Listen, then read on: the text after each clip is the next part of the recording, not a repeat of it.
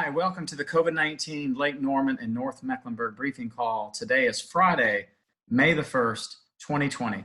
My name's John Bradford. I'm your briefing call moderator. We've been doing these COVID North Mech briefing calls for 6 weeks, 3 days a week, constantly for 6 weeks. I'm a small business owner. I have 2 businesses based right here in North Mecklenburg with about 40 employees between the 2 companies. And I'm also a former member of the North Carolina House of Representatives, and it's my pleasure to organize and run these calls to help our area. The purpose is to bring together healthcare experts, government officials, and business leaders to provide regular COVID-19 briefings to update, educate, and support the North Mech region during the outbreak. President Trump has an initiative called Opening Up America Again. The whole purpose of this is to use a 3-phased approach based on the advice of public health care experts to help move us towards reopening our economies, getting back to work, and continuing to protect American lives. CDC has released some guidance for cleaning and disinfecting. It says public spaces, workplaces, businesses, schools, and homes. I think this is really important, especially for my business owner colleagues that are out there as we start to reopen our offices and bring our workers back into the workplace. By developing a plan and implementing your plan and maintaining and revising your routine for cleaning and disinfecting, then it shows our employees that we're going to be doing the right thing. So this is a great document. Just go to the CDC website. You can download it and just develop your plan, implement your plan, work your plan, and then maintain and revise and repeat. I think if you do that, this will be really helpful in ensuring the safety of your employees, but also showing that you're trying to do the right thing during the pandemic. Face cloth coverings. So I got a call from a constituent and based on these calls, and he wanted to bring up a point that he doesn't think gets repeated enough. And you know what? I agree with him. So I told him I was going to cover this. And this is regarding the face covering protocol. When you wear a face covering, believe it or not, you're not really protecting yourself from getting it. What you're doing is you're making sure that you're not transmitting it. So it's sort of counterintuitive. Usually when you wear a mask, you think you're protecting yourself, but in this case, you're helping not spread this particular virus. So what that means is if you're in a environment with other people that are not wearing masks, you might be helping them because you're not transmitting what you may or may not have to them, but they're not reciprocating back to you. And so really what we need to do is we all need to try to be respectful and wear face coverings whenever we're out in public around others, so that everybody can do their kind of carry the load and do their fair share. So if 2 people are passing each other in the grocery store, for example, and we both have our face coverings on, then I wouldn't be transmitting anything to that person. I mean, the mask lowers that risk, and the mask would lower the risk of them transmitting something to me. But if I have my mask on and they don't, then I'm doing my work to help them, but they're not reciprocating to help me. And so I think it's just very wise for everyone to have these masks and to please wear them. And they're face coverings. I keep using the word mask, but they're technically a face covering made of cotton. I do know that some retailers, as they start to open, are requiring everyone to have a face covering. I wear mine.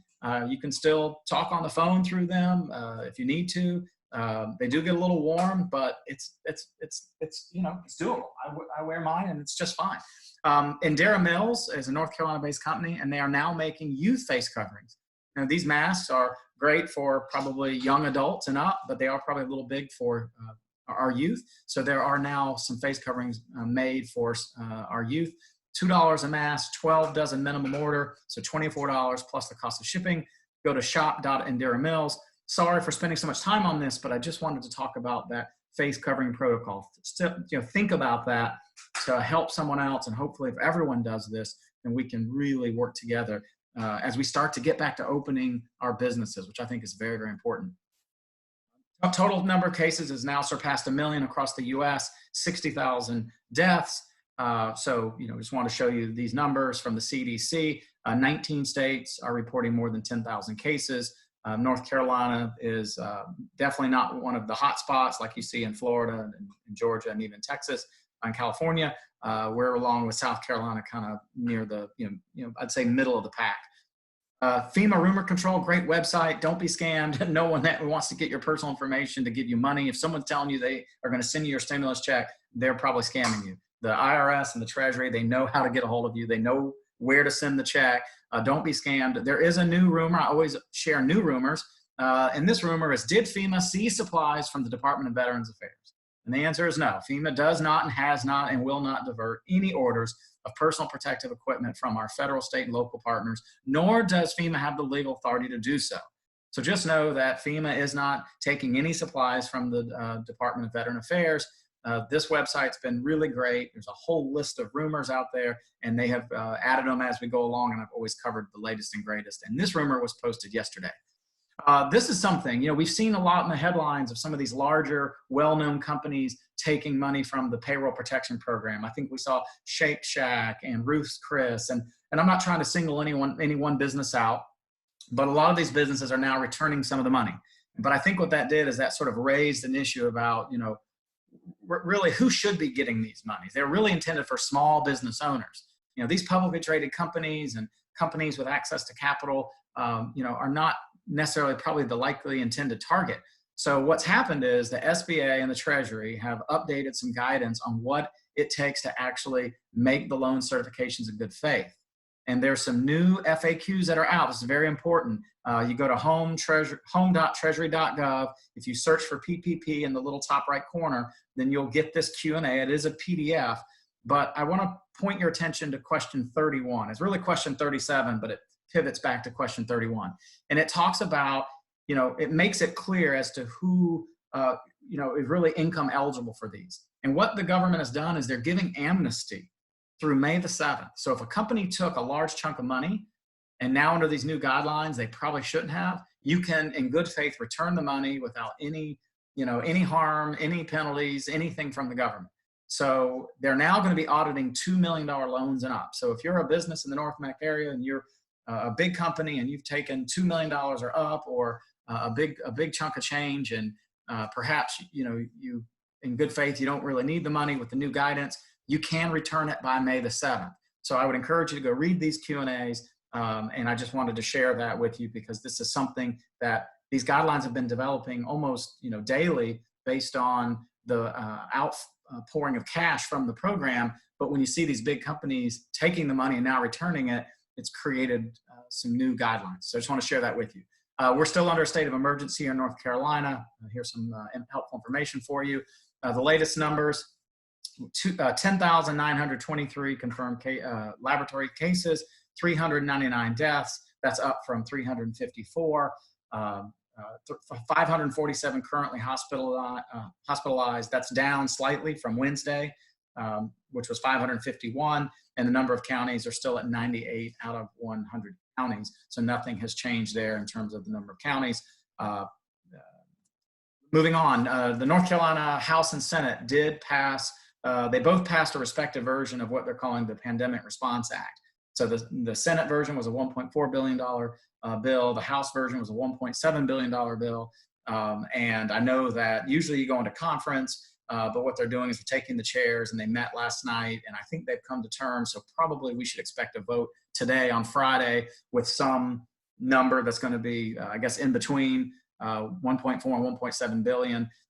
But this bill was really largely based on money that was given to us by the federal government in response to the coronavirus pandemic. The bill includes millions of dollars funding for education, healthcare, food banks, small business loans, coronavirus testing, contact tracing, tracking data trends, PPE, and more. And again, a final vote on the bicameral negotiated bill is expected sometime today. So hopefully on Monday, we'll have more details to specifics about the final bill. We are under a stay-at-home order here. Governor Cooper extended that through May the 8th.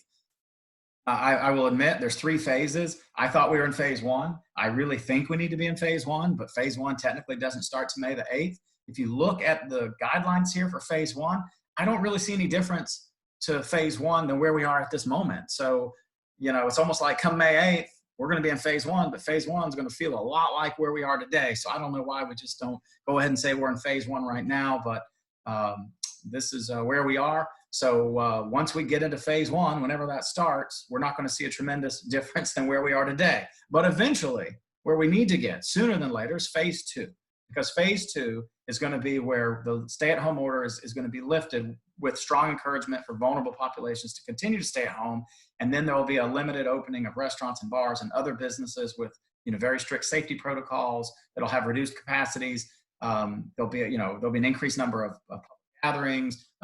Playgrounds will be open. And of course, they'll still, though, under phase 2, continue restrictions for nursing homes. So phase 2, to me, is really the first phase of where we're going to start to see some freedoms to get back out there. So, and phase 2 will last a couple of weeks, but that's only after phase 1. And we're not even in phase 1, although, again, it seems like we should be in phase 1. So anyway, I guess we'll continue to be patient. Hopefully we'll get there sooner than later. And then after phase 2, then we'll get into phase 3. And that they're saying that may be 4 to 6 weeks after phase 2. And this would be even a phase of even reduced restrictions of phase 2. So once again, continuing to allow capacity in restaurants, bars, and businesses, et cetera. So if you look at phase 2 and 3, you're looking at about, it could be as long as 9 weeks for phase 2 and 3 after we finish phase 1, which we're not even in phase 1 yet. So this thing is going to continue to go on at least through the early summer. But again, phase 2 is really where we hopefully can get to sooner than later. I just feel like we need to get there. We need healthcare volunteers in the state. So if you're someone who can volunteer, you can go to this website. There's also some state unemployment benefit Q&A at this website. Mecklenburg County data, we're at 1,612 positive cases and 49 deaths. The county has fully transitioned now to the state's stay-at-home order. The Mecklenburg County was more restricted in some areas, which caused a lot of confusion. Now that is over, it is timed out. So now Mecklenburg County is at complete parity with the state stay-at-home order. So at least those are completely aligned. And Mecklenburg County parks and all the boat ramps are back open. They are reopened. So, you can now take advantage of those. And the parks were always open to foot traffic and bicycle traffic, but they were closed to vehicles. So the boat ramps were rendered useless, couldn't get to them. Well, now you can park in the parks with cars, which means you can also launch your boats. Let's see, Visit Lake Norman. One of my favorite things to talk about, they have a virtual tip jar. You go to Visit Lake Norman /restaurants and you can give tips to people. They're seeing a 71% tip ratio. Another really neat thing Visit Lake Norman has done for the kids is they've taken some Lake Norman, photos and turn them into coloring pages. And you can download these and your kids can color them. And then they also have some, what I would call virtual experiences of what Lake Norman has to offer. They call it Stream Lake Norman. And then they are doing this fun thing, Zoom and products like Zoom, these, webinar products. You can change your backgrounds. And so you can download some really neat backgrounds for Zoom and other products like Zoom. So here's one, of obviously one of our marinas on the lake. Here's one of a cherry blossom in a cove. Here's a background of a pier somewhere on the lake. And these would all be really cool backgrounds for some of your, virtual happy hour calls you might be doing or some of your business calls. I've been on several calls where people have changed their backgrounds to fun things. And what a great way to support our Lake Norman area and support Visit Lake Norman. Oh, and here's one, ice cream. We all scream for ice cream. So that's a neat one as well. Just a thank you today, try to give Fridays, give everybody a break, but we've had a very wonderful group of panelists from both parties, Democrats and Republicans, because this pandemic has never been about politics, in my view at least. We've had Congressman Greg Murphy on.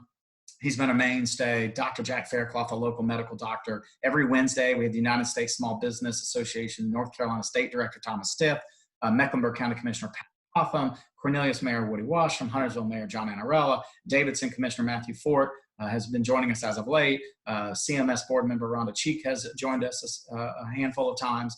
And of course, another mainstay, Bill Russell, the CEO of Lake Norman Chamber of Commerce. And again, my name's John Bradford. I'm your moderator, and I organize these calls. And it's my pleasure to bring these to you.